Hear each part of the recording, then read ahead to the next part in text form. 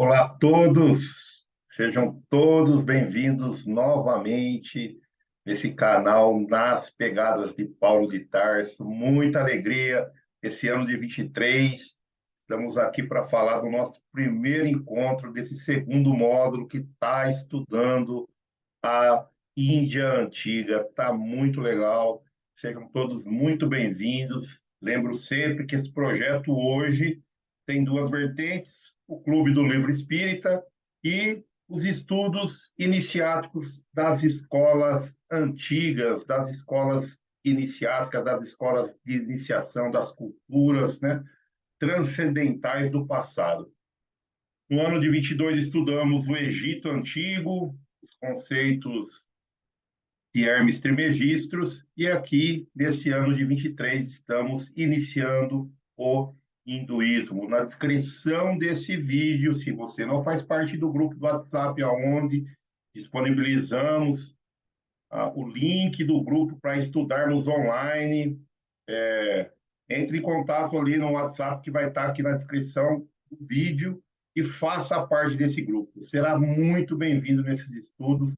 Nós estamos apenas na introdução, não entramos ainda a fundo, então venha fazer parte nesse próximo domingo agora, no domingo que está chegando aqui, dia 12/2/23, faremos o nosso primeiro encontro, onde estudaremos o Bhagavad Gita. Então, sem mais delongas, vamos aqui apresentar para todos o que foi discutido, os assuntos que foram discutidos no nosso encontro passado. Vou compartilhar a tela aqui com todos e vamos lá em frente.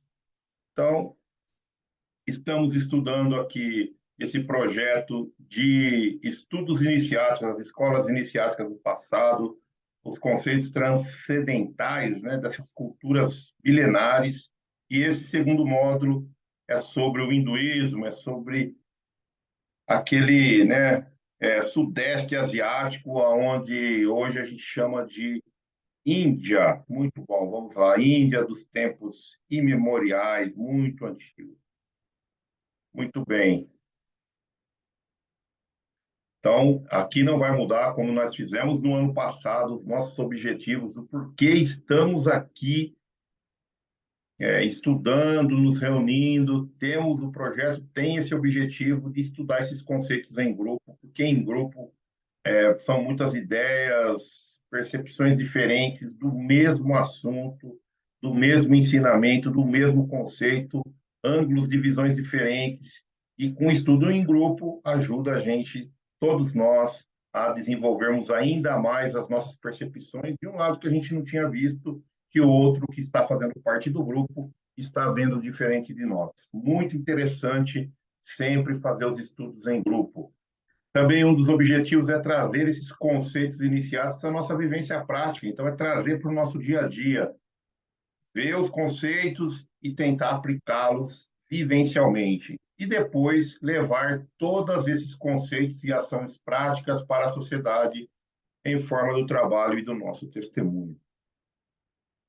Então, no dia 29 de janeiro de 23, fizemos um encontro onde foi apresentado as ideias, né, o que seria estudado, e é justamente esse vídeo aqui é sobre esse encontro da apresentação.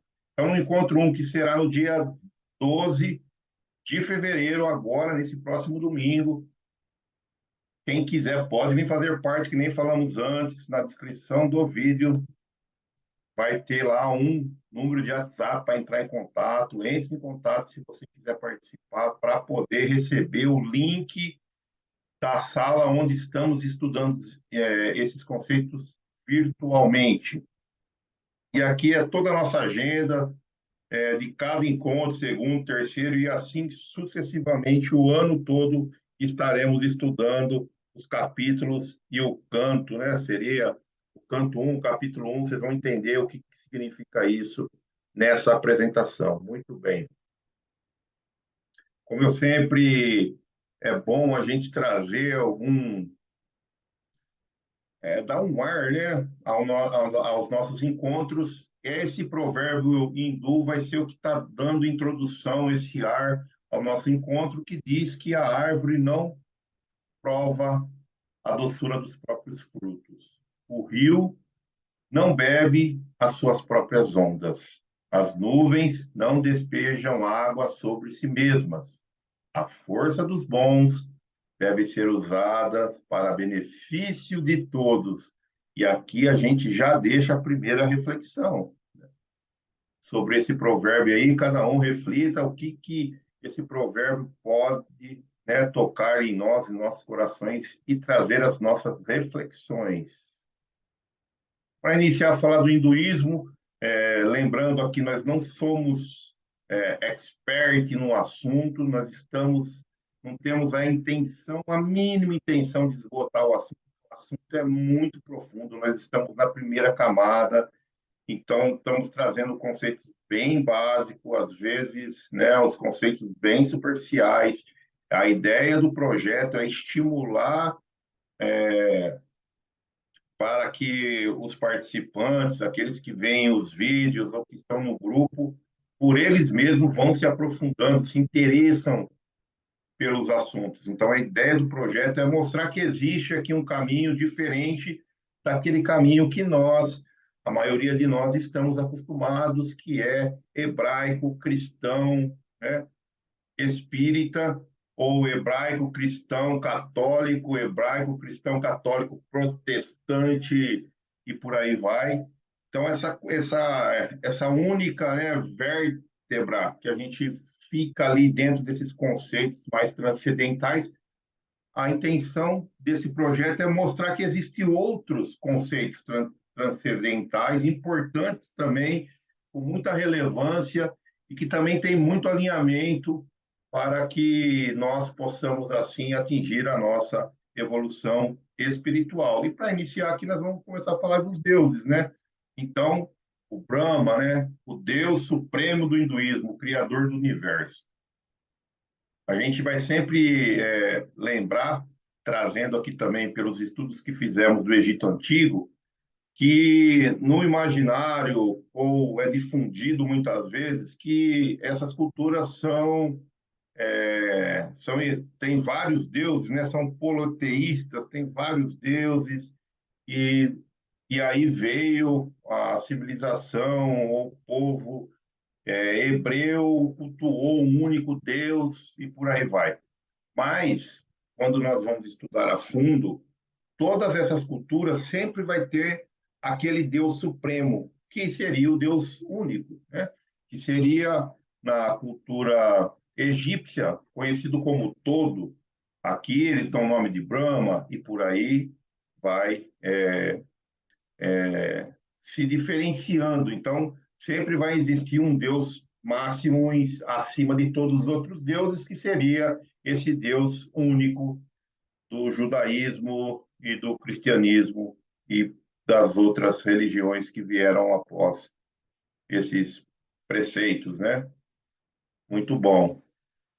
Então, o Brahma é um dos deuses, né? Que ele é considerado esse criador do universo. O Shiva é o deus conhecido como destruidor e regenerador da energia vital, significa o benéfico, aquele que faz o bem. Então, Shiva é aquele que, ao mesmo tempo, ele destrói e regenera. Então, é um conceito bem interessante, né? Quando nós começamos a entrar nos conceitos transcendentais, a gente sabe, né, que a destruição nada mais é do que uma renovação, ela não é um fim, mas ela é um meio de se chegar em algo regenerado. É muito interessante que há milhares de anos já existe esse conceito, esse Shiva, né, o deus Shiva lá para o hinduísmo. E Vishnu, então é o deus responsável pela conservação e sustentação do mundo. Esses três, Brahma, Shiva e Vishnu, vai formar a trindade, né? Forma a trindade dos deuses hinduístas. E depois também tem a trindade dos deuses egípcios, tem a trindade dos deuses babilônicos, e vai ter, posteriormente, por sincretismo, a trindade trazida para a religião católica apostólica romana, aonde eles vinculam da mesma forma dessa tríade, né, espiritual, o Pai, o Filho e o Espírito Santo, que todos nós aqui conhecemos nas religiões cristãs, todas elas basicamente têm essa ideia, tirando o Espiritismo, que já entende um pouco diferente, que não tem essa unidade, e sim são coisas distintas. Bem interessante. E aí, para falar dos deuses, existe esse Brahma ou esse Brahm, que é o conceito do hinduísmo semelhante ao conceito do absoluto, presente em outras religiões. O termo significa o princípio divino. Então, esse Brahma ou esse Brahm, ele seria essa essência, né? Esse todo, esse absoluto, que seria esse Deus supremo, esse Deus maior, né? Que está em todos os lugares, que não tem uma personalificação, ele está meio contido numa neutralidade, e a gente não pode confundir esse com o Brahma. Então, são conceitos diferentes desses deuses, e é muito interessante, aqui é só uma breve introdução, existe milhares de dezenas de deuses, né, no hinduísmo, semideuses, e tem vários conceitos, e é bem interessante para a gente poder estudar, mas aqui ficamos só nesses aspectos mais superficiais, porque não é o nosso interesse de estudar os deuses, e sim estudar os conceitos que vêm do hinduísmo, e aí sim a gente consegue aplicar aqui todos nós na nossa vida. Muito bem, vamos também falar dos grandes iniciados, podemos começar com Rama. Então, Rama, ou Rama, nós vamos ouvir essa tradução, né? O Rama, ele é considerado a encarnação de Vishnu, então, desse Deus aqui que forma a Trindade. Para o hinduísmo, o Rama, ele encarnou como uma forma de avatar, né? De Vishnu. A gente tem que lembrar que essa tradição, essas tradições lá do Sudeste Asiático e várias tradições lá do Oriente tem um conceito, né, do avatar, mas esse avatar não é o avatar aí da Disney, muito diferente. Esse conceito é aquele que desce, né, desce para poder trazer a,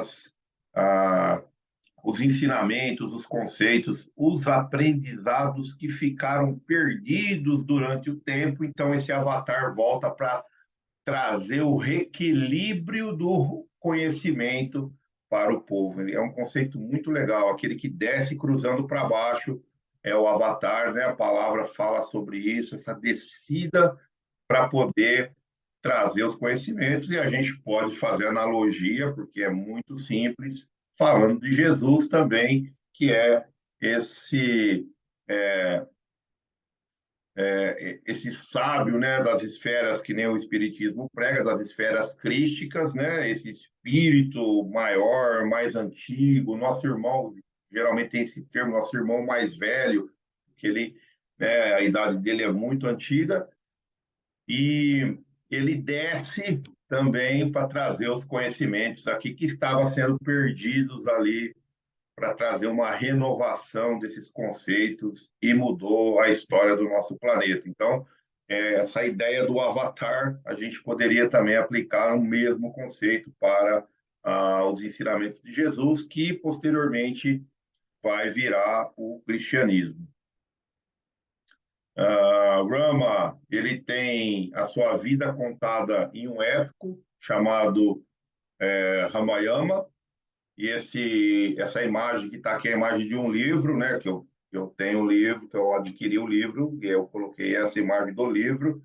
Existem outras versões, mas conta a história desse príncipe, do príncipe Rama, vai trazer todo esse épico indiano, essa, né, toda aquela história, aqueles drama na história do Rama, como que foi essa encarnação de Vishnu aqui, lá na Índia, no Sudeste Asiático. Outro grande iniciado é o Krishna. Esse, quando a gente chama de grande iniciado, é para nós aqui, é fora da tradição, né? Porque na tradição, isso é bom a gente deixar bem claro, na tradição do hinduísmo, na tradição védica, o que acontece? Krishna é Deus. Então, na tradição, é o próprio Deus saindo das suas esferas, né, que a gente não conhece, vindo na Terra.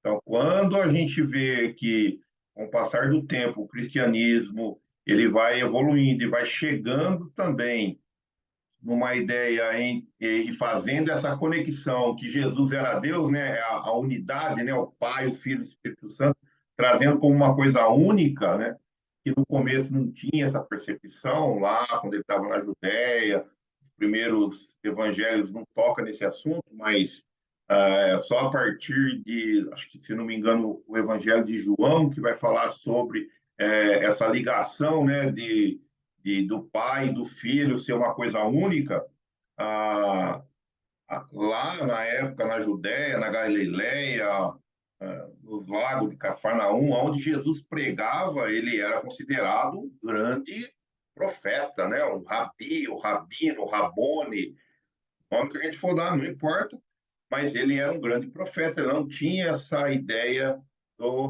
de ser Deus. Agora, aqui já na tradição hinduísta, para eles, Krishna é Deus na carne. Então é descida, de novo, Avatar, né, que vem descendo para baixo, mas agora aqui já não é um Avatar, né, enviado pelo Deus, mas sim é o próprio Deus encarnado, trazendo esses ensinamentos.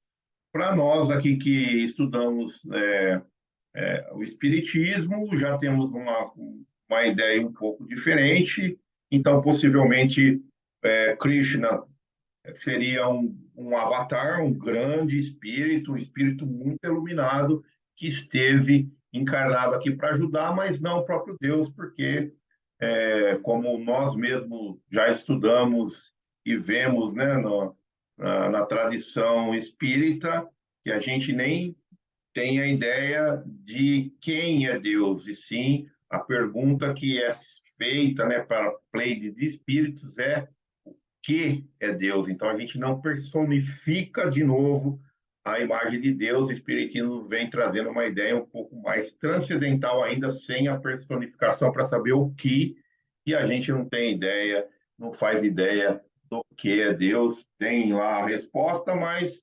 teoricamente, se a gente for tentar entender, a gente não entende. Então a gente não sabe ainda, mas para a tradição, Krishna é o que nós estamos estudando, então a gente tem que entrar na tradição sem preconceitos, tentar entender e tirar o que é bom para a gente, cada um dentro, construindo dentro de si mesmo, quais são os conceitos que são bons para mim, e aí a gente aplica, nós mesmos aplicamos em nós mesmos nas nossas experiências. Mas aqui estamos falando da tradição, então Krishna, Deus em carne e osso. A gente vê que a civilização, né, que o início da civilização, ele vai se remontar em há mais de 5.000 anos atrás. Se nós formos levar a fundo os conceitos védicos, a gente vai ver que são milhares e milhares de centenas de anos, eles já, né, trazem algumas dessas tradições aí, trazem que já existia a civilização muito mais antiga do que a gente ouve na universidade, no meio acadêmico, no meio arqueológico. Então, assim, para a tradição, a ideia dessa civilização e civilização sofisticada é muito mais antiga do que se fala no meio acadêmico aí, em volta de 5.000 anos, 6.000 anos atrás. Para eles é muito, muito milhares, centenas de milhares de anos atrás. Então, mas falando aqui na tradição, no Bhagavad Gita, ou na tradição que a gente vai estudar, remonta-se a 5.000 anos atrás, né? 3.300 anos antes de Cristo, e aí vai começar esse período védico. Mas antes desse período védico, segundo a tradição, já existia uma civilização sofisticada, né? Os Vedas vêm dos povos arianos, então nós que estudamos na escola de aprendiz do Evangelho, ou aqueles que estudam o Espiritismo, vai ver lá no livro A Caminho da Luz, né? Vai ser citado, né? Essa transmigração das almas vindo de outros orbes para cá, para esse planeta, e vai se formar essas raças, né? Arianas, egípcias, hebraicas e por aí vai, chinesas, e por aí vai, que habitam ali a região atual onde é o Irã e depois todo aquele local ali é invadido, né, territorialmente, eles lutam pelo território até chegar hoje em dia onde é a Índia, onde é formada a Índia. Muito bem. Então, falando dos Vedas, os Vedas são um conjunto de hinos sagrados, religiosos, escritos em sânscrito, né? E aí tem os quatro tipos, né? Ou as quatro, como que pode fazer, categorias, ou as quatro vertentes, aí, os quatro aspectos, né? Dos Vedas, que é o Atharva Veda, o Sama Veda, e a Ayurveda e o Rig Veda. Então, eu particularmente eu tive mais contato assim de ter algum conhecimento do último Rig Veda, onde eu estudei algumas coisas no passado sobre esse Rig Veda e é muito interessante os conceitos, eles são bem alinhados à nossa iniciação espiritual que fazemos na escola de aprendiz do Evangelho, mas eles são muito bem alinhados também para aquelas pessoas que querem ser seres humanos cada vez mais humanos, mais melhores. Muito bem. Toda essa história aí que eu estou falando, todo esse contexto, como que a gente sabe? Está descrito nesse maior desses épicos aqui, que é a história da grande dinastia dos Bharatas, né? A grande Índia, né? O Mahabharata. Então, esse Mahabharata é onde está esse grande épico com mais de 200 mil versos. E ali tem uma tradição que é o sábio Vyasa, vai lá né? E dita, e Ganesh, que é um dos deuses, né? Semideuses aí deuses da cultura hindu, ele que escreve o Mahabharata e vai passando geração em geração em geração. Então, é um grande épico, é uma epopeia, é muito interessante. O Mahabharata, também aí eu coloquei a capa do livro que eu possuo, mas tem outras versões, outras. E ele é muito grande, aqui é um livro pequeno, né? Então, assim, é só um contexto, não é o Mahabharata inteiro. Então, esse poema, esse épico indiano, ele é 7 vezes mais longo que a Ilíade e a Odisseia juntos. Lembrando que a Ilíada e a Odisseia são também histórias, né? Conceitos épicos gregos, também que trazem vários ensinamentos por trás ali daquela história.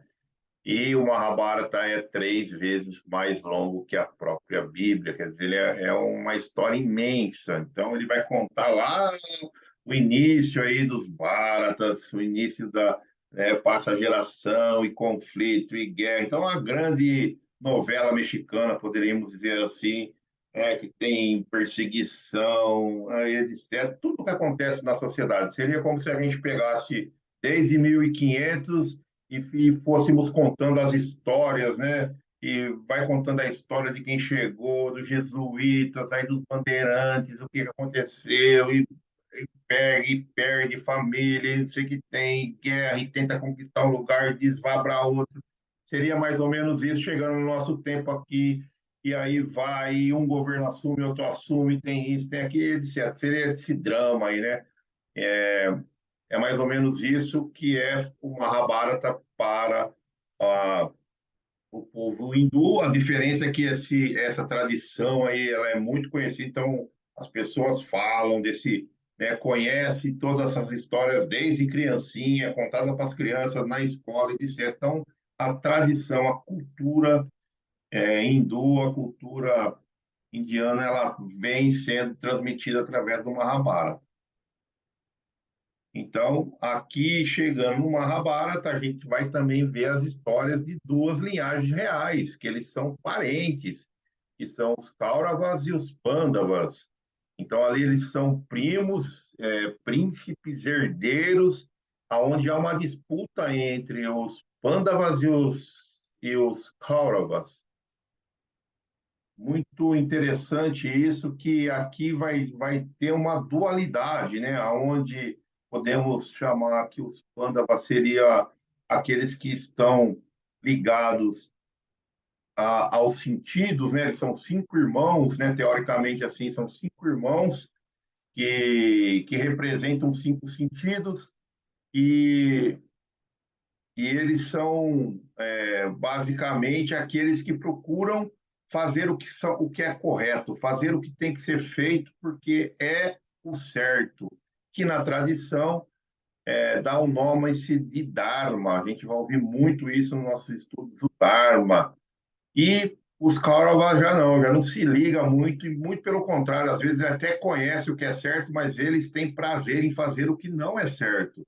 E na tradição, é conhecido como Adharma. Então, Dharma e o Adharma, o que se faz certo e o que não se faz certo. Então, aqui a gente já vê uma dualidade dentro da família e, e aí começa, assim, essa grande disputa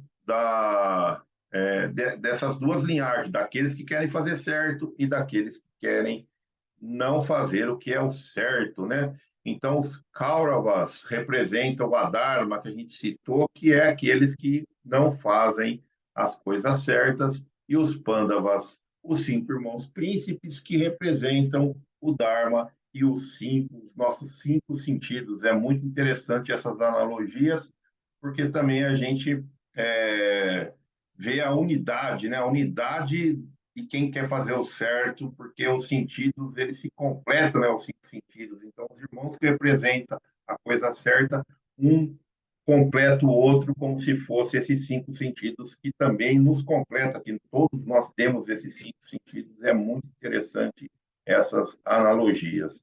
E aí chegamos no auge aqui do Mahabharata. Então, dentro desse livro aqui, Mahabharata, existe um diálogo entre Deus, quem que é Deus, pessoal? Vocês lembram? Krishna. Então, Deus e o príncipe Pandava, que é o Arjuna. Arjuna, Arjuna, Ardina. Tem várias pronunciações, a gente vai falar Arjuna. Então, o príncipe Arjuna, ele é um desses irmãos que tem esse diálogo. Por quê? Porque ele era o maior, né, dos guerreiros ali da época, foi ensinado aqui, quando a gente vai estudar o Mahabharata, ou vai ler o épico, a gente sabe que ali teve muitos instrutores elevadíssimos ensinando tanto os Kauravas como os Pandavas. Mas ali dentro dessas duas tradições, quem sobressaía era o Arjuna, era aquele que tinha um foco, né? Tem um conto que fala que Drona, um dos seus instrutores aí, professores da arte da guerra, pega tanto os príncipes Kauravas como os príncipes Pandavas para poder ensinar os dois, porque eles só ensinavam príncipes, né? Passava a arte da guerra só para os príncipes. E aí, lá no Mahabharata conta que ele coloca lá um boneco, um tipo é, de uma imagem de um pássaro numa árvore lá adiante, e aí eles tinham que acertar. O primeiro teste era acertar esse boneco, esse pássaro com a flecha. Só que antes de atirar, toda vez o Drona, que era esse instrutor, né, de príncipes guerreiros da arte da guerra, ele fazia uma pergunta: o que você está vendo? Aí um falava assim: eu estou vendo a árvore, estou vendo a folha, estou vendo o pássaro, estou vendo a nuvem lá. Não, não, não. Então não atira, não. Aí o outro mirava, antes do outro príncipe atirar a flecha, ele ia perguntar: o que você está vendo? Estou vendo a fruta da árvore, estou vendo um outro passarinho ali perto, estou vendo as folhas se balançando. Não, não, não atira, não. E foi fazendo todo esse ritual com todos os príncipes guerreiros, né, imperadores guerreiros. E a hora que chega no Arjuna, ele fala assim, Arjuna, o que você está vendo?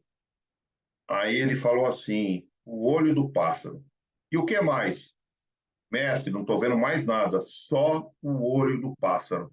Então pode atirar. Aí ele atira e acerta o olho do boneco, né, que ele tinha feito, o olho do pássaro. E aí já vem uma outra lição que é muito que nós vamos estudar muito, que né, dentro desses conceitos aqui do, é, do Bhagavad Gita, que é o foco, né? A ação, você está ligado na ação no seu presente. Então, ele tinha um objetivo que era acertar aquele boneco. Então, ele focou naquele boneco, o foco. Então, isso é muito importante para nós trazer para os nossos dias de hoje, porque tudo nos dispersa. O celular toca, não sei quem, o barulho, a gente perde o nosso foco, a gente perde o foco a toda hora, né? Muitas vezes a materialidade, como a gente fala dentro do espiritismo, ele vai puxando todos nós, puxa nós daquela rota que nós estamos tentando traçar para nossas vidas, que é uma rota ascensional da espiritualização. Mas a materialidade vem, puxa de um lado, puxa do outro, e é muito interessante esse foco e a gente, todos nós, vamos estudar dentro do Bhagavad Gita. Por que nós vamos estudar o Bhagavad Gita nesse segundo módulo? Nós vamos nesse livro, porque é, é a essência dos ensinamentos. Então, a Bhagavad Gita seria a tradução, pode ser o cântico do Senhor, a canção do Senhor, a sublime canção, a canção de Deus. Então, tem vários jeitos de enxergar. E aí, às vezes, vão falar assim, mas é o Bhagavad Gita ou a Bhagavad Gita? Depende como que você vê a tradução. Se for a canção do Senhor, é a Bhagavad Gita. Se for o cântico do Senhor, é o Bhagavad Gita. E esse ponto também não tem muito sentido, significado. A gente podemos usar de qualquer jeito, eu creio. O mais interessante é o que está dentro, é os ensinamentos, é o que traz Krishna, esse Deus, né, segundo a tradição, o Deus, o próprio Deus, ensinando Arjuna no campo de batalha. Então, lá no Mahabharata, a hora que chega o momento, passa geração, chega o momento entre que essas duas linhagens, os Kauravas e os Pandavas, vão guerrear por causa, né, de ser o imperador daquela região. Então a luta era para isso, era para virar o imperador de todo o povo, porque, segundo a tradição, o rei, né, o imperador já estava velho, ele tinha que passar o trono, mas ele sabia que o trono tinha que ir para os Pandavas, né, para aqueles que são corretos, que praticam o Dharma, que estão no seu Dharma. O Dharma deles era ser os regentes, mas aí os Kauravas se apossam do poder e vem a batalha para poder restituir esse poder. Estou falando isso de uma maneira bem simples, né? Então, Arjuna, esse príncipe imperador guerreiro, vai falar, né, ter um diálogo entre esse Deus homem, esse Deus encarnado, Krishna, essa imagem que está aqui é muito conhecida na internet, aonde ele vai segundo a tradição, segundo o Bhagavad Gita, no momento da batalha, aonde os dois, né, no campo de batalha do Kurukshetra, olha, essa imagem demonstra bem, tá os dois exércitos alinhados, então a gente lembra que tinha tudo, antigamente, né, tinha tudo um ritual da batalha que eles não quebravam, tinha as regras, né, da batalha que eles não quebravam, eles estavam ainda se alinhando no campo de batalha, e aí é onde acontece esse diálogo, o Bhagavad Gita, a canção do Senhor para fortalecer Arjuna. Então, esses ensinamentos, eles são a essência dos ensinamentos védicos, podemos fazer uma analogia tranquilamente com o Sermão da Montanha, né? A gente pode falar assim, tem todos os evangelhos, onde está a essência dos ensinamentos de Jesus, Senhor da Montanha, no Sermão da Montanha, perdão, ou no Sermão do Monte. Ali está todo a essência. E aqui, igualmente, aonde está toda a essência dos ensinamentos védicos, né, está no Bhagavad Gita. Uma coisa muito interessante para quem estudou um pouquinho sobre, né, o cristianismo, a construção da Bíblia, para quem sabe um pouco sobre isso, para quem estudou ano passado com a gente aqui o livro A Tábua Esmeralda, que vai falar sobre os preceitos de Hermes Trismegisto, viu lá no livro que nós acompanhamos que foi exposto muito sincretismo, como que foi construído o cristianismo com sincretismo apoiado muito nos ensinamentos egípcios. E aí a gente vê que lá, né, para formar, vamos supor, a nossa Bíblia, sabemos que teve um concílio, sabemos que hoje em dia, de vez em quando, se acha alguma coisa arqueológica, em Nag Hammadi achou um monte de escritos lá no Egito, os escritos do Mar Morto também acharam um monte de evangelhos, Evangelho de Maria, Evangelho de Tomé, vários evangelhos diferentes, que todos nós sabemos pelos estudos que existiam vários evangelhos, mas naquele concílio eles escolheram quatro. E mesmo aqueles quatro, houve traduções que mudaram e etc. É só estudar um pouco que vai ver. E esse ponto é muito interessante. Bhagavad Gita, existe apenas uma única versão em sânscrito. Apenas um em sânscrito, né? Porque as traduções também depois vêm mudando ao longo do tempo, mas em sânscrito, apenas uma versão e tem mais de 5 mil anos. É bem interessante. Eles sabem dessa data porque eles pegaram o Mahabharata. O Mahabharata ele possui mais ou menos mais de 100 indicações ah, astrológica.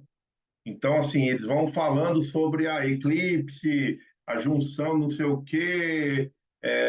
Eles tinham um conhecimento profundo, né, da astrologia, então, ou da astronomia, né? Eles viam, sabiam mapear as estrelas, o movimento dos planetas e etc. E eles vão citando isso no Mahabharata. E aí, o que eles fizeram? A hora que chega na parte do Bhagavad Gita, que está dentro do Mahabharata, eles param. E eles pegam todas essas informações até chegar no Bhagavad Gita e jogam no programa de computador. Ó, quando que aconteceu um eclipse, quando fez isso.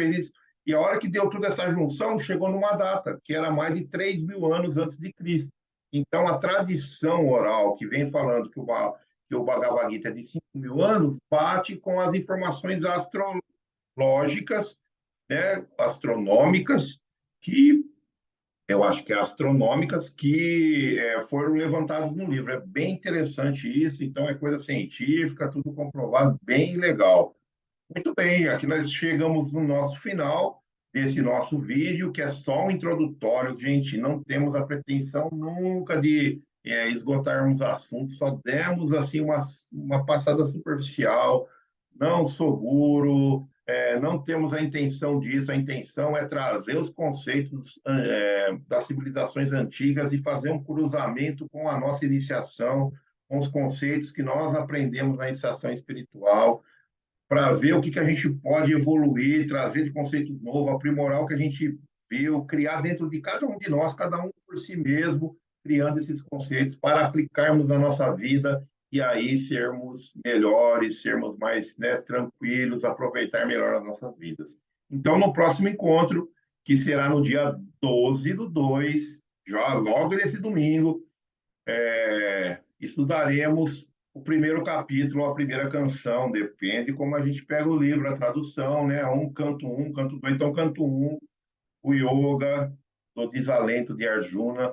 Vamos estudar, né? Já estamos estudando isso durante as semanas, e no encontro nós vamos trocar nossa ideia de como isso aí pode nos auxiliar na nossa iniciação, nos nossos conhecimentos cristãos, espíritas, hebraicos, não importa, e fazer essa junção.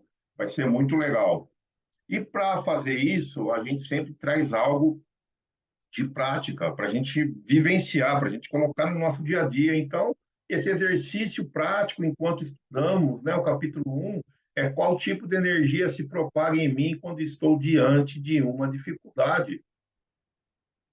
eu paraliso, eu ataco, o que que eu faço? O que que está em mim? Então, a gente precisa se auto-observar. Que tipo de energia está aqui quando tem uma dificuldade? Eu fico raivoso, eu consigo pensar, eu respiro, eu tento entender. Essa é o grande barato dos exercícios, é nós irmos estudando os conceitos e observando a nossa reação, como que eu ajo, e aí, se aquilo que eu estou fazendo não está legal, eu posso ir mudando, porque eu sou dono de mim mesmo e ir mudando e aprimorando, e esse também é um das nossas intenções aqui de trazer a evolução daqueles que estão, todos nós, né, que estamos estudando aqui os conceitos iniciáticos dessas civilizações, dessas escolas do passado. Muito interessante. E é isso aí, até o próximo encontro, até o próximo vídeo. Foi muito bom estar aqui com vocês, foi muito bom estudar esses conceitos, entrar nesses ecos, nessas energias, e que possamos, sim, termos esses conceitos para usar no nosso dia a dia.